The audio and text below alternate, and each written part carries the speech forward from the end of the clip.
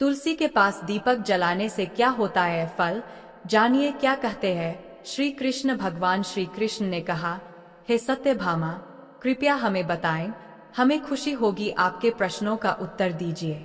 तुलसी से दीपक जलाने की विधि क्या है और दीपक जलाते समय कौन सा मंत्र पढ़ना चाहिए? कृपया इस प्रश्न का उत्तर देने से पहले मैं आपको एक प्राचीन कथा सुनाता हूँ, जिससे आपको आपके सभी सवालों के जवाब मिल जाएंगे, इसलिए आपको इस कथा को ध्यान से सुनना चाहिए।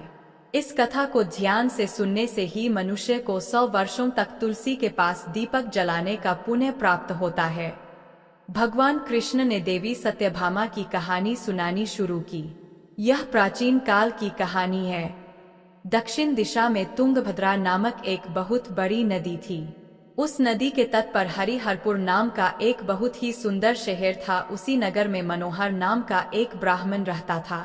वह बहुत ही धर्मात्मा और वेदों के मार्ग पर चलने वाला था। पति के दोस्त और परिवार वाले घर आते थे, महिला उसे अपमानित करती थी और भगा देती थी। वह अपने पति से प्यार से कभी बात नहीं करती थी, बल्कि दूसरे खूबसूरत पुरुषों के साथ बैठती थी, बातें करती थी और कपड़े पहनकर गांव में घूमती थी।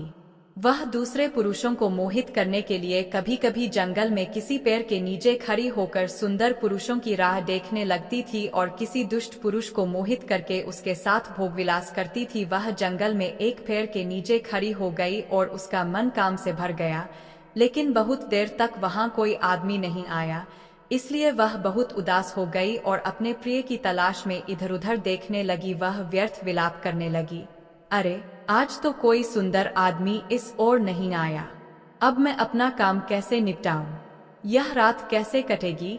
यह सुनकर वह जाग गया और उछल पड़ा। उस भयंकर बाघ को देखकर महिला के पसीने छूटने लगे।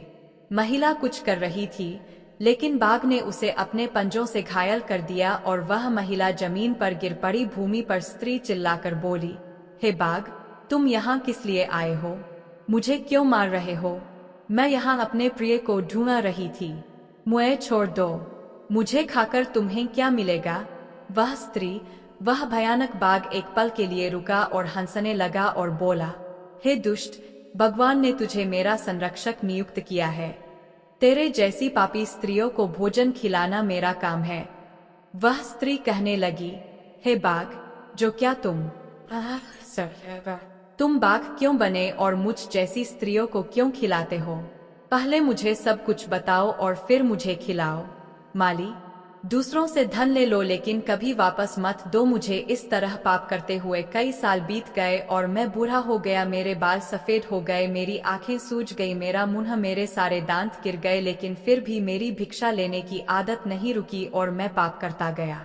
फिर एक दिन मैं धन के लोभ से नदी तट पर गया और अन्य ब्राह्मणों के साथ मिलकर अयूठे मंत्र बोलकर लोगों को धोखा दिया।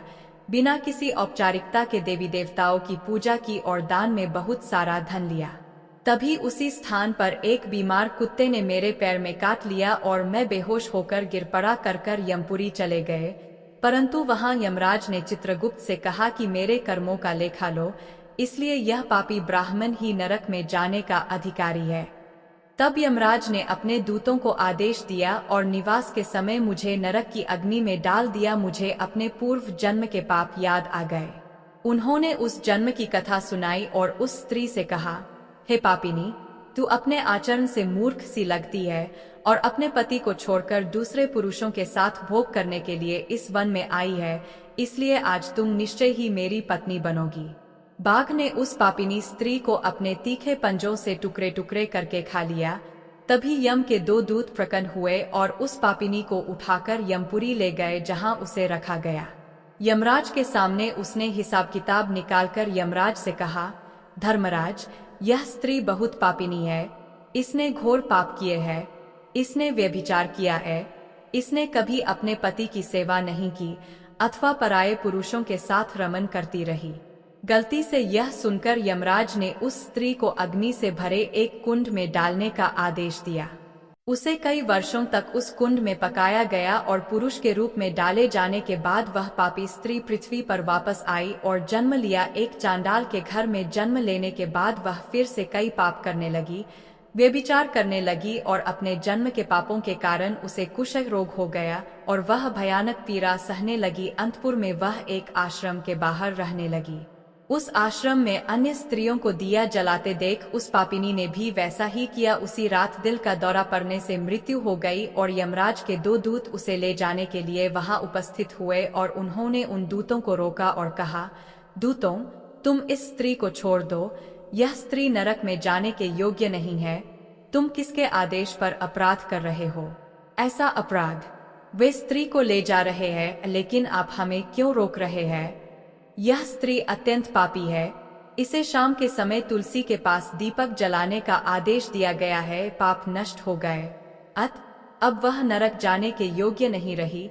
वह स्वर्ग जाने की अधिकारी हो गई और वह यमलोक वापस चला गया और वहां जाकर उसने यमराज को सारी कहानी सुनाई। दिव्य विमान उसे स्वर्ग ले गया। जो स्त्री प्रतिदिन शाम को तुलसी के पास दीपक जलाती है, उसके पिछले जन्मों के सभी पाप नष्ट हो जाते हैं। तुलसी नित्य भगत तुलसी देव्या च विद्महे विष्णु प्रिया च धीमहि तन्नो वृंदा प्रचोदया। श्री कृष्ण कहते हैं कि श्री हरि को हजारों घड़े अमृत से स्नान कराने पर भी उतनी संतुष्टि नहीं मिलती जितनी मनुष्य द्वारा तुलसी का एक पत्ता चढ़ाने से मिलती है। जो प्राणी को तुलसी पत्र के दान से वही फल मिलता है। जो मृत्यु के समय तुलसी पत्र का जल अपने मुख में ग्रहण कर लेता है, वह सभी पापों से मुक्त होकर श्री कृष्ण के धाम को जाता है। सबसे महत्वपूर्ण बात यह है कि इसकी पूजा सबसे पहले भगवान विष्णु ने की थी।